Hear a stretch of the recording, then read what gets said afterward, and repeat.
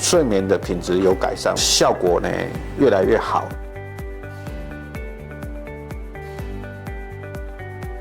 我记得，那其实最痛就是那个麻醉针打的那一瞬间，打完之后，其实接下来的操作你是有感觉但是不痛。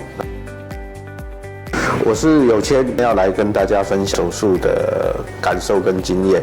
记得到手术室之后，感觉到里面设备新颖，然后也大明亮，很现代化。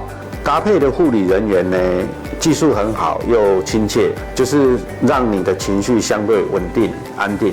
那这里就会比较好，然后会跟你就是互动啊、聊天，很轻松，让你可以很好的准备接受手术。只有在打麻醉针那个时间点是比较有一点点痛感，因为针插进去，然后接下来的清理啊什么这些都是有感觉，但不会害怕，因为在过程中也有人他会给你一个精神上的支持。手术完还去很轻松的去吃个饭，然后再回家。那我很诚心的推荐大家现代的手术，谢谢。